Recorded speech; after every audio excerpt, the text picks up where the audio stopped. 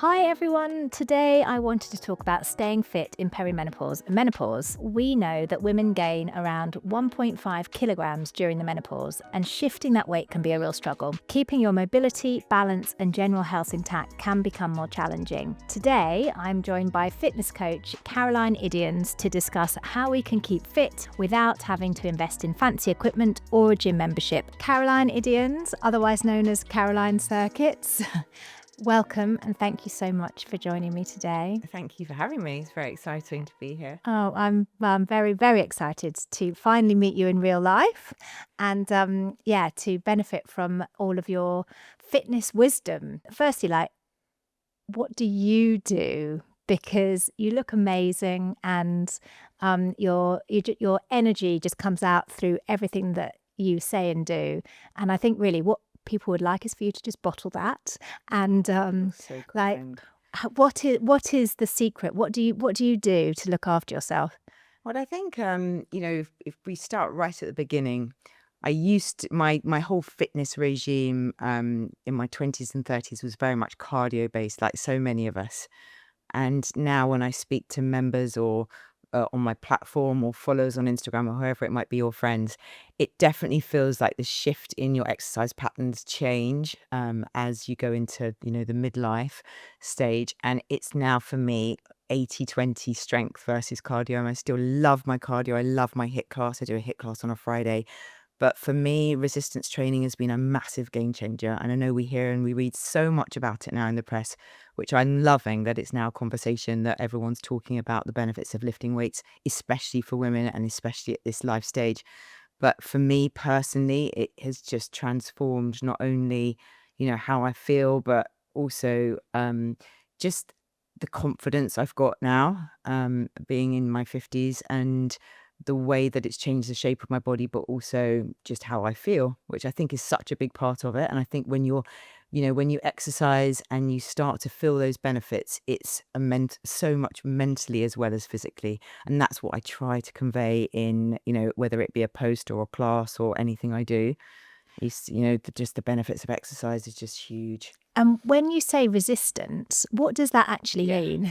I know, because people do say resistance training without really explaining it, and for a lot of people, it's quite a muddy area. But I resistance just imagine training, those bands like well, I love pushing. a band, but resistance training can be anything where you're putting, adding extra resistance, but it can also be body weight. So body weight exercises are also really important, especially for people starting out. Big compound moves, we talk a lot about squats and lunges and press ups and planks and all of these different exercises, but they're just body weight. And they are so important because they're compound moves, which means you're using more than one muscle group at a time. Which, if you think about what we do in daily life, this is why I'm always banging on about functional fitness. But if you think about what you do in daily life, it's mimicking those, the exercises we do are mimicking those movements. So we don't just bend down, we often bend down, pick up children, or bend down, pick up shopping and put it away in a cupboard. And it's all of these body weight exercises which are so important as we age, because at the end of the day, what we're all thinking about now is longevity, feeling stronger as we get older, running after grandchildren, being able to stay active in and out of chairs, whatever it might be. And so body weight resistance exercises are really key. To go one step further than that, if you want to then start adding weight, resistance can be in the form, as you say, of a band, which I think are fabulous because you just throw them in a suitcase or pack them wherever you're off to. But dumbbells, kettlebells, if you happen to be, in a gym, I'm obviously a big home workout girl, but if you're in a gym, resistance-based machines, whatever it might be, but it's something where you're putting extra resistance on those muscles and challenging them to work that little bit harder. And it's that resistance on the muscles which are going to help with your muscle mass, help with your bones. And for, a lot of people, they don't realize at the age of 30, we start to lose that muscle mass, we lose our bone density. And it's these kind of exercises which are an absolute game changer. And I just feel really grateful now with the social media following and for my own platform, I can share that. And that's what the book Fit at 50 was designed for. So can you what do you do? So say, I don't know whether you change things over a day or a week or a month, or how do you kind of go about your own? Yes, If it was just you on your own. which was your original Yeah. question before I rambled No, no, on and no, it on wasn't. No, to no, talk not at about all. more resistance genes. But actually, yes, for my own workouts, which it makes me laugh because I will do my classes are 4 times a week, just half an hour. But then people say, so what do you do for your workouts? Are you at the gym? And I'm like, I haven't got time Yeah. to any more. But also half an hour is absolutely spot on. So I do all the classes with all my members and I, for me, those 4 times, 4 mornings or afternoons of the week are absolutely, key to what I do because short workouts really work. But what I would say is that you need to be consistent. It's all very well to say, you're going to start, but it is the consistency that is going to make the difference. And I think for me, obviously, I've done it for a very long time. So when you ask me what I do, this is just a pattern and a habit that I got into a long time ago, but it's actually something I enjoy. And I think that's so key. You've got to find something that you enjoy because then you're much more likely to stick with it. But it's breaking down all the myths. I think exercise for so many people is complicated now. You can just put into YouTube strength workouts and you'll be hit by thousands of different style trainers, workouts, whatever it is. But it's finding something that really suits you and your lifestyle. We're all really time poor, which is why I made my particular sessions half an hour. But it's something that's got to fit into your day. Again, otherwise you won't stay consistent. So for me, going back to what I do personally, these style of workouts work for me because I'm in my shower at 9:30. I'm off walking my dogs and I feel like I've had a really good workout, but I also know that I'm getting that strength element in to my day. This is a question I get asked an awful lot. Like, what are the best exercises to be doing in midlife? And we're not talking about exercises which need a lot of equipment. So it comes back to when you were mentioning about resistance right at the start. The squat is the best exercise out there because it's using so many muscle groups within the body. Not only is it using your lower body, but it's also using your core, to some extent your back. I mean, the squat is a brilliant exercise, compound exercise. Press ups, I know, are not everyone's favorite, but for upper body strength, again, using the chest, the shoulders, the core, it's so key. And there are so many alternatives and modifications of how to do a press up because as soon as you say the word press up, I mean, so many people find them hard, and they are a hard exercise, and they take a lot of practice. And upper body strength you can build up to by doing things like your planks and any strength work like that. So I'd say squats, press ups, lunges. One exercise which I absolutely love is the deadlift. It'd be easy to demonstrate it when I'm talking about it.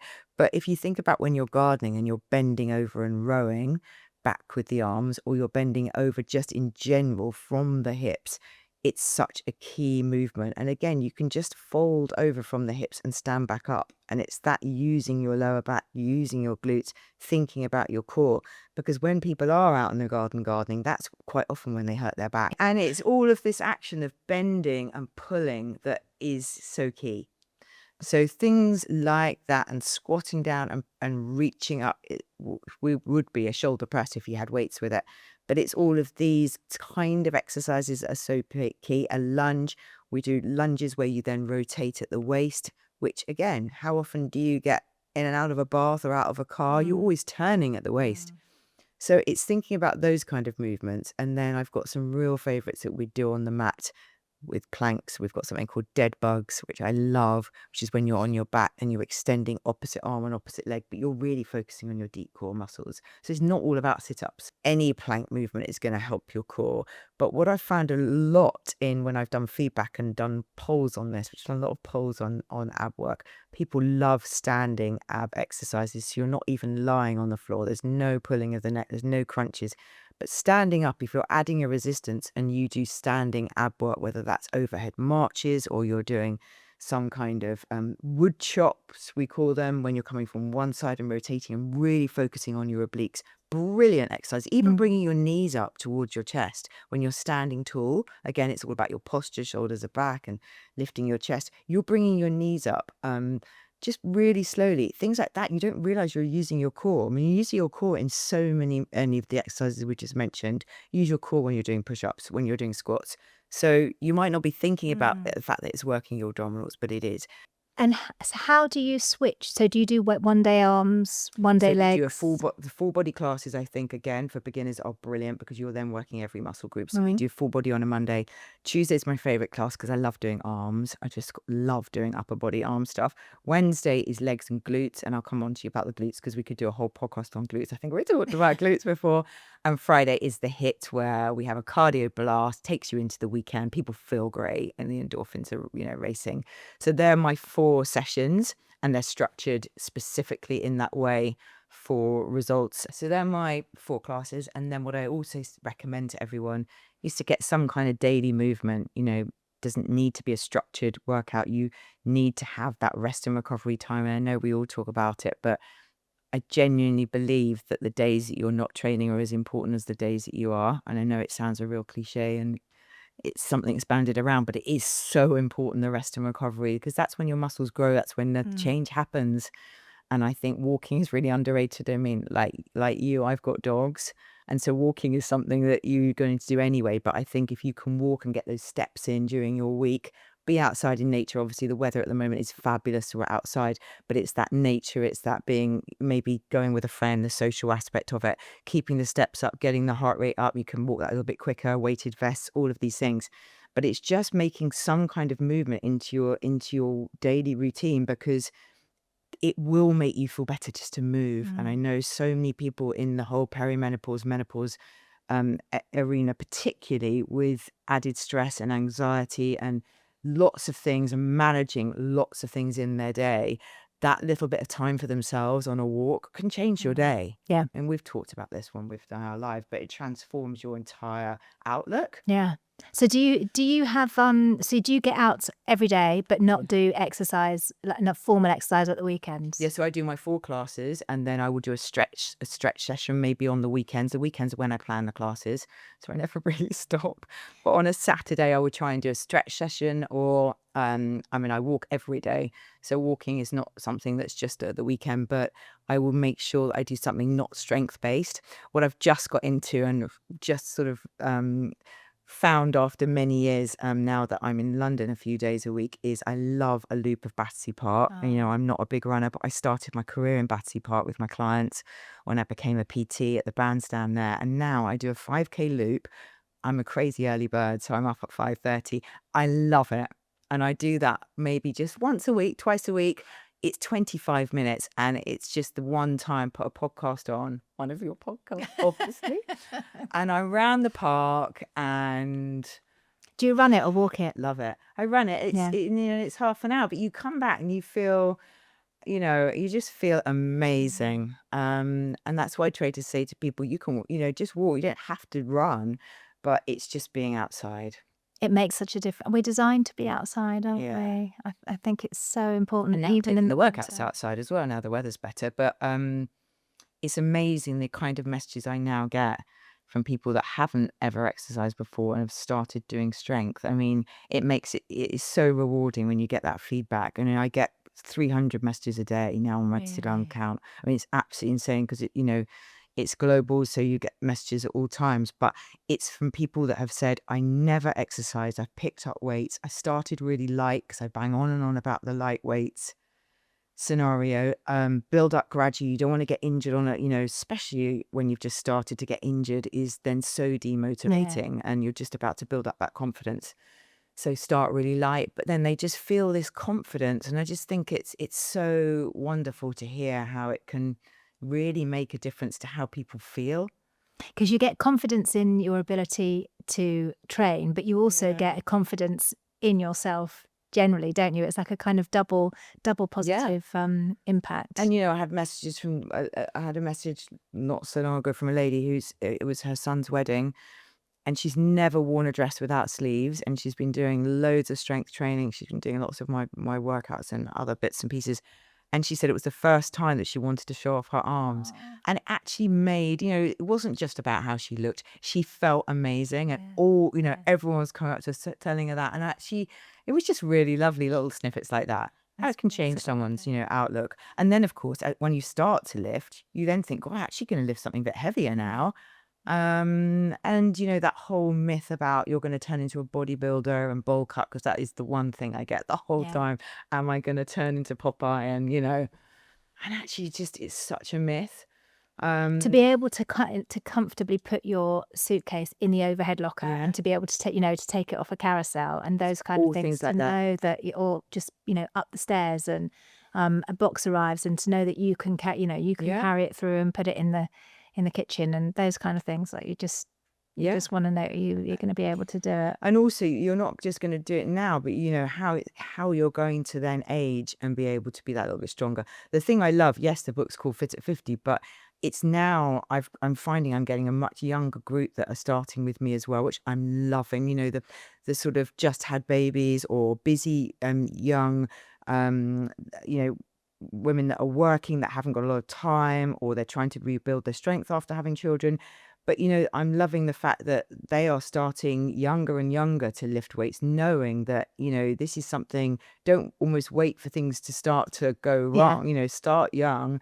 And, as I said to you before, from the age of 30, that's when our bones, the density starts to decrease. So it's really great that people are now having that mindset to start. As your hormones change, you are much more likely to become injured. I don't know if you see that amongst your clients. Like, You're at much greater risk of osteoporosis as well. and with your and fractures. Yeah. So Falls. you're more and falls. Yeah. So you are more likely to have muscle injuries, ligament injuries, falls, and then sprains. And then it takes you longer to recover as well, because the hormones help you, and they help your body kind of fix itself. So whereas a muscle tear in your 20s or 30s might take a couple of weeks to repair, it will take longer in your 50s, and you're more likely to have things like tennis elbow, plantar fasciitis, frozen shoulder, all of those kind of Rotator things. cuff. Yeah, rotator cuff injuries. I think that's as well why I know I keep talking about functional fitness, but you've also got to look at your balance and your posture in all the exercises you're doing a lot more at this life stage. I genuinely believe we focus a lot on things like single leg exercises or anything to do with balance, standing, core work, just because how you hold yourself and your posture and your balance are going to help you so much as you get older. It's really key. What were you going to say about glutes? Yeah, so there's lots of things as well. I mean, I think that everybody knows how to squat and what exercises are going to help their lower backs or help their core strengthening. But actually, for a lot of people, it's completely the unknown. Yeah. And we do a Wednesday legs class, which I bang on and on about. It's become a real favorite. We've done it, for 5 years every Wednesday. But it's about using your glutes. So, of course, if you think about the amount of time you're sedentary, whether you're in a job behind a desk or you're sitting in the car, the glutes are a huge powerhouse muscle of the body. And a lot of people don't realize that you need to fire up and activate those glutes. And they think that they've got back pain because there's something wrong with their backs or their knees or their hips, but actually it's the glutes that aren't firing. And for runners particularly, it is a non-negotiable that you need to work that muscle. And so we do hundreds of exercises with the band, with me screaming, "Squeeze your glutes," which is great for my neighbors.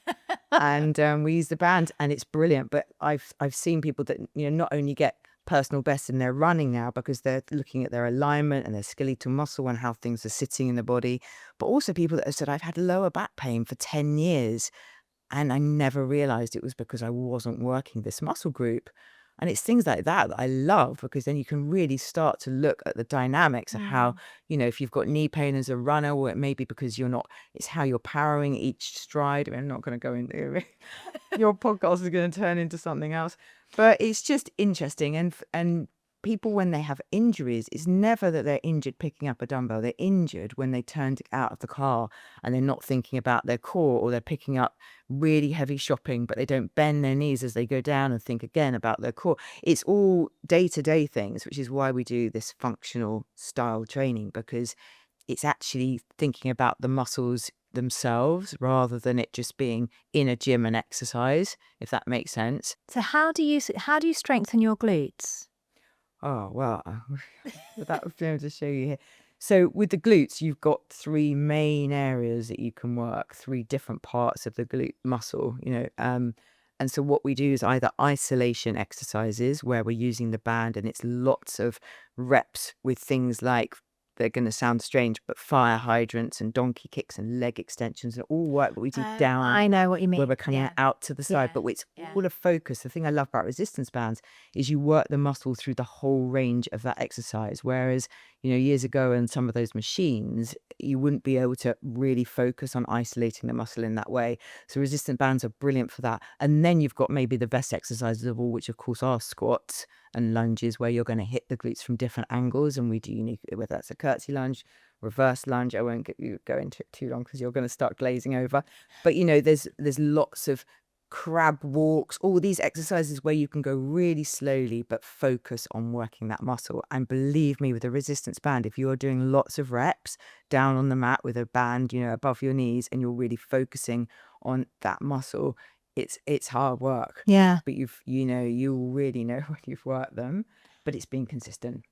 So selfishly, if I ever do any of those kind of up and down, like squats, Yes. my knees always hurt. Or if I do a lunge, my knees always hurt. And so I just stop.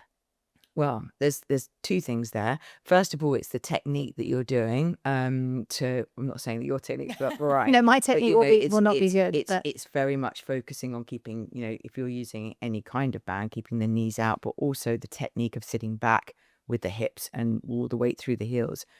But so things like squats, a lot of people struggle with, but also it might not be technique and form. It might be that you've actually got an issue with a knee, for example. I don't know if you've ever had injuries with your knees, that runner's knee or things like that. But there are always, and I stress this time and time again in the classes, there's always another exercise you can be doing instead of a squat and a lunge. Yeah. And that's what I find quite infuriating when people say, oh, I can't do classes because, or I can't do any kind of exercise because I can't do squats. You can lay on the floor and do glute bridges. I mean, glute bridges are probably one of the most well-known exercises, when you're laying on the floor and then driving up with your hips, with your weight through your heels. And amazing, again, isolating the glutes and the hamstrings without doing a squat, because so many people struggle with their knees, or they have joint pain, especially again in midlife, that whole joint pain through the knees. And I just think nobody should be exercising with pain. No. So first of all, it's to look at your form, how low. It doesn't matter again how low down you're going. It's to do with your form, keeping your back straight all the way through the heels and the hips back.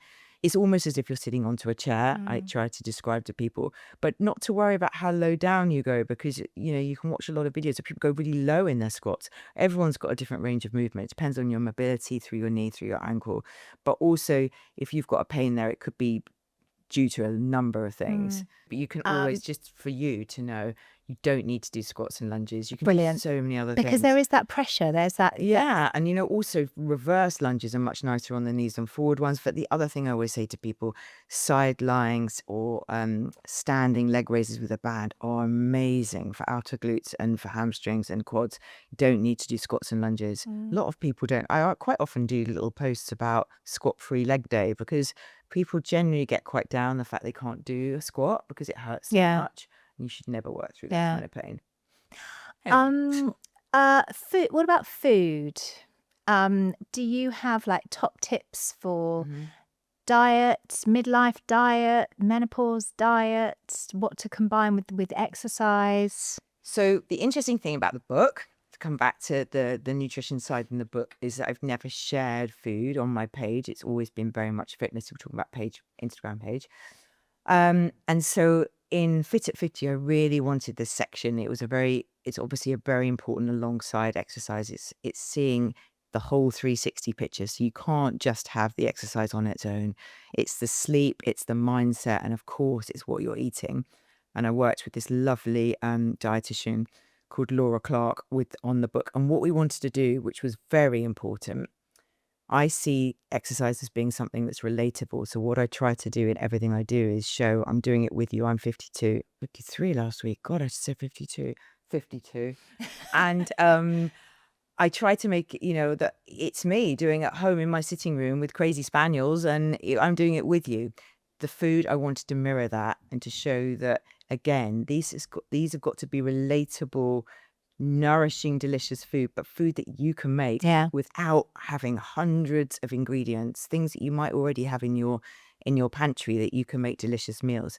So with that in mind, the second part of that was I don't feel that this is a time to restrict what you're eating. I genuinely believe that it's all about eating in moderation and not cutting things out. Everyone is different. Everyone's going to have a different, as I know that you say a lot as well, Naomi, that everyone's got a different menopause journey. They have a different fitness experience as well, and they have different foods that they're going to eat. So when we talk about nutrition in the book, we didn't want to have set meal plans for 6 weeks. The exercise is 6 weeks, but we wanted to give an example meal plan just to show people how they can put things together. But that it's not just because I eat this, you need to eat that. And you need, I mean, I don't measure my food. We don't even have scales and weighing scales in the house. But I just think it's all about putting foods together that are going to really nourish you. So for that in mind, to come back to your question, because I've done one of my rambles, protein, which I know everyone's talking about, but protein I think should be at the heart of every meal. For me, it keeps me going, stops me mindlessly snacking. But I'm someone that's on the run all the time and never sit down. So I do need to keep fueling my body. But what I try to do now is make sure I have really good protein. So I'm a big fan of eggs and chickens. I'll have eggs for breakfast with avocado. But, on something like sourdough, I have it all after my workout so I can actually sit and enjoy it for like 8 minutes or something. And I have a little bite to eat before my class so that I've just for energy. But for me, that breakfast is my favorite meal of the day. Love breakfast, and I'm not one of those people that could cut out that meal because I love it. It's my favorite then. And then for lunch, I will have something like chicken or big chicken salad, or I love fish. And again, in the evening, it'll be something, whether it's stir fry or salmon, it'll be something which has got a good source of protein. And then, the snacks that you're going to have, whether those are nuts or fruit, just being mindful of what you're eating, but also not really sort of beating yourself up if you have something sweet. I mean, I've got the sweetest tooth of any of my friends. I'm renowned for it. Really? Yeah. But it's all about moderation. I don't think you should cut it out. You're not going to go crazy and have, endless bags of sweets and chocolate. But at the same time, I think, it's fine to say you can have. Yeah, no, absolutely. And it's putting it all together. Yeah. At it as a day. But again, just being, mindful of what you're having. I'm not a big drinker. So for me, that isn't something that, I know a lot of clients and members will find that in the evening, that's their, not the word downfall. So I hate you using bad foods and downfall and things like that, but that would be their area. Yeah. Whereas, I've got a sweet tooth, but they might be somebody that has wine in the evening, and then actually that means that they don't sleep so well. And then, it's then the sort of spiral effect the next day. Do you get asked by women about how to deal with like weight gain around the middle? Yeah, and again, I think it's hard. It's not a very easy answer, and I think we spoke about this when we chatted before. There's not a one sentence to be able to get rid of it. It's a combination of things. It's looking at how much sugar you might have in your diet. It's looking at your sleep, how you're resting and recovery. Obviously, it's looking at your exercise, your daily movement, your steps, what you're doing in terms of, lifting weights, brilliant for boosting your metabolism. Obviously, the more muscle you've got. It's looking at the stress that you might have and how you're holding on to that stress. And maybe because you've got that stress or anxiety, you're then turning to food. But also to know that it's really normal. And a lot of people, you must have so many people that talk to you about this particular area. And I know it's really frustrating because I have friends and members and followers who exercise really well and eat really well, and it comes on overnight. So hormones encourage fat deposition subcutaneously. So face, hips, arms, all over, everywhere, a kind of layer of subcutaneous fat. And then as you have a hormonal shift, it causes the fat deposition to change to central visceral, and that's where it's held. And you tend to lose fat from your face and your extremities, and become more apple shaped. And that's just it's just that's the influence of hormones. It's quite infuriating when you see a lot of posts where people say, do these crunches and you're going to get rid of it, because I genuinely think, as well as what I've just said to you about the book, it's a bigger picture. It's your whole life, how much water you're drinking, and thinking about, again, things like wine and sugar and processed food, which doesn't help. Sleep, I think, is a major one, isn't it? Because you Huge. just don't realize, like, no one would think that how sleep should impact like weight gain, and particularly kind of where it goes. But if you're not sleeping properly, then the whole of the next day is out in every regard. I love talking about sleep. Sleep was the pillar in the book that I just actually, I feel like it's the king almost at the top of the page.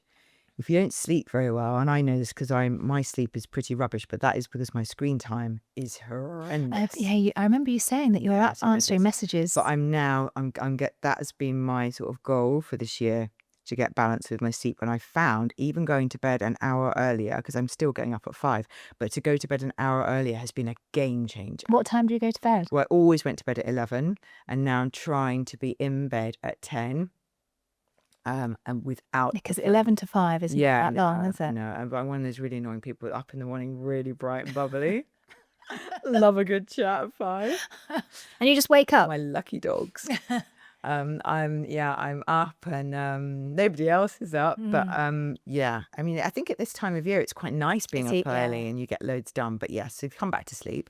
I think as well, if you don't sleep, the next day, your food choices, exercise choices, your mood, how you're feeling, it can impact so many things. Stress, Everything. Anxiety, you start to overthink. Yeah, but you get hungry. The less sleep you have, the hungrier you are the next day. Fixes to keep the energy up and to spike, and then it goes into that whole spiral. So I think sleep is so key, and to get yourself into some kind of pattern. I know it's not easy. I also take magnesium, which really helps me. Helps me in loads of ways. Helps joints, helps energy, helps muscle recovery, but it does help sleep. And what about so hormones and fitness? And do you have lots of messages from women kind of asking about what to do for menopause symptoms and how to manage them through exercise? Yeah, I think a lot of people, first of all, say how it's really helped them at this stage, massively helped them. But also on the flip side, to say, I don't know how to get started. I've got no motivation. I'm really tired. My joints hurt. I feel lethargic, and I'm not feeling as confident because I feel like I've put on weight. And I'm not sleeping, and I'm up all night with, the hot flushes or whatever it might be. So on the one side, you've got, people that have almost discovered exercise and are feeling great, but also there are 70% that want to start but see it as so overwhelming. So I've got a whole plan for that. How does that work? First of all, I'd say this is what we're going to do here. If you've never started and you're feeling like exercise is just so complicated that you don't know where to start, basically. So I say to people, the first thing is to keep it short. Short and sharp. Think about 10 minutes. 10 minutes. In the morning, maybe 10 minutes at lunch. It can just be a stretch in your pajamas. Don't have to suddenly be in amazing kit. You're in your house. 10 minutes of movement. I know it's the old cliche of squatting while the kettle's boiling. We've all heard it a million times. But actually, it is squatting while the kettle's boiling. How many times do you go up and down the stairs with laundry? I mean, it's all movement. Your body doesn't suddenly think, I'm in a gym, so this isn't exercise. All exercise. And it all adds up. It's all these small chunks of movement. They're going to add up to your day. So don't overthink it and think I need to get equipment. Not to begin with. Bodyweight exercises, 5 bodyweight exercises that you can be doing downstairs in your PJs, takes 10 minutes. And then what you need to do is you need to write it down. Because there's nothing more motivating than saying, right, I'm starting first of the month or whenever it might be, and I'm going to do 10 minutes before the kids are up in the morning before school. Then what seems to happen is people actually think, well, that was so easy, so what's next? And I'd say lay your kit out the night before, do something that is going to make you accountable. So whether that's saying I'm going to call a friend and we're going to walk together with a dog, or you're going to download a class, because if it's downloaded, it's like all of these things that you can stop you doing something. So you need to download the class, or you need to book on to your gym class, whatever it might be. You've got your favorite playlist if you're going to go for a jog, but have it ready, have your trainers, everything ready. So there's no obstacle. And it's almost like putting 2 habits together. So you're going to brush your teeth, you're going to get ready. and before I'm an early morning person because I like to exercise first thing in the day. Otherwise, the day just totally takes over. Yeah. I really admire people that can do it in the evening. Yeah. Because I just haven't got that mentality, but I like to exercise first and then I know it's done and, you can enjoy it. But start really small. Don't set yourself massive goals. If you suddenly wake up and you think, right, I'm going to be a runner, don't go booking a half marathon or a 10K. Just think I'm going to go to that lamppost, but I'm going to walk there. Then I'm going to jog to the next one. And then you can start to build it up. But write it down and then start to think about getting weights and finding someone online that appeals to you that you think, actually, this is something that I could stick with. But it's just almost getting started. That first step is the hardest bit. And you've got to remember that all exercises are saying to you, whether that's dancing or yoga or gardening or whatever it is, cycling, it's all movement. And to not beat yourself up as well if you don't do it every day. I heard a really good tip this morning, which was about if you download your favourite, I don't know, 3 or 5 songs, make a playlist, and then you run the chorus and walk the verse. I'd never heard that before. I thought that was a It's really... whatever makes it easier Yeah. for you in your mind. Because it's something that you're enjoying listening to. Yeah. The time goes fast, but you know that there is a break from... Yeah. That's interesting. That's a good one. Yeah. But also, if you go with a friend, you know how it is when you're with a friend and you're talking, the time absolutely flies and the dog's being walked. Yeah. But you're moving, and then maybe you're going to add some hills in there, which would be amazing for your legs, or a weighted vest, or maybe none of those things, and just make it a walk 3 times a week. But I think just mentally, it's such, not only about how your body is going to feel, it's how your mind, for your brain, and exercise for brain health is being written about a lot at the moment, and how it can affect you. They definitely feed into each other, don't they? Like the better you feel in your body, the better you feel in your brain, and then the better your body works, and then it just kind of is self-perpetuating. Whereas as soon as that axis is broken, that's when things start to kind of spiral the other way. If you're not moving, and you feel worse, and then you really don't, and then you move demotivating. even less, And then and then think, you put actually, what's weight the on, point? and then you feel even lower, and then you keep going for the sugary. just kind of breaking those spirals. But I find it even myself, I've been a trainer for 25 years, and I still find my family will tell me that I'm a much nicer person on the days that I exercise. Really, even from day to day. Just if I've, when you go on holiday, when I was away with my parents last month, I was just doing a tiny bit of maybe a 20-minute routine in the mornings. And I had so many messages from people saying, why don't you just relax and have some time off? You see, it's strange because for me, that is my time. Yeah. And I'm not talking about hours in a punishing big gym, lifting and running. I'm talking about 20 minutes, might be just some really nice mobility. But for me, it sets up my day. And I just have this different headspace when I've moved. Yeah, it's transformational, isn't it? Yeah, and that's what I try to convey to people, is that just try it, because I know you hear it, but you're never going to regret that 20 minutes of movement. You never do. You never. I say you never regret going for a run. You might regret not going, but you never regret going. But it's also things that are sustainable. Whatever you're doing, it has to be something that's sustainable. It's a long-term goal. It's not thinking about bikini body in 6 weeks. Yeah. It's not. And abs. If you're enjoying this conversation so far, please do press the follow button on whatever platform you're listening on. Please do share it with a friend who you think would benefit too. Any tips on skin and hair? Exercise can really help your skin, by the way. Can massively help your skin. Especially even strength training helps your skin. The circulation and boosting. Exercise is brilliant for your skin. Because I hear people saying, "Oh, you mustn't run because it's terrible for your skin." I remember that particular conversation as well. But no, it's, if you're thinking about flushing out the toxins in the circulation and bringing the blood to the surface of the skin, and that's when we come back to collagen. That's another reason why I know that collagen is so key for a lot of people. They do. Skin, hair, and nails is what we always used to talk about with collagen. It helps with so many other processes in the body as well. But obviously, as we get older, it's something that's of big debate. But I think exercise generally will really help with that. And again, we actually come back to sleep. I find as well that that recovery and when your skin cells are renewing is when you're sleeping. Yeah. Everything. I mean, sleep is just, it's the key, isn't it? I think women, they find it really distressing that their skin and their hair changes, but they're almost like not allowed to find it to be open about finding it distressing, because then it's not seen as like a real a worry that you should be able to be worried about. When I think if your skin is changing or it's becoming dry or itchy or flaky or lined or whatever, it's when you're bombarded of images of beautiful young women, it's going to you're going to relate it to you and think, well, my skin doesn't look like that anymore. And as your estrogen plummets in menopause, it does have an impact on not only the kind of outer bit of skin, but your the way that your skin is structured and the collagen, and your bone structure underneath. Your bone structure changes. And the same with hair. So, your hair thins, it can get dry, brittle, your hairline can change.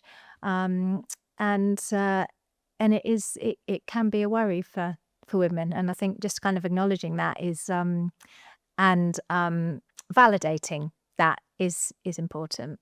But I think it's also that then relates a bit to the exercise conversation, because it's all about confidence, how your skin feels in your hair, and it's all tied up to how you're then feeling and how you're feeling inside, which is why, with exercise, it just gives you that boost. But if your skin and your hair and your whole, how you feel about your appearance, it makes such a difference. But it's this stage when I think it's really hard for so many people. I also think it's at this stage for me personally, it's when I've now found things that really work for me.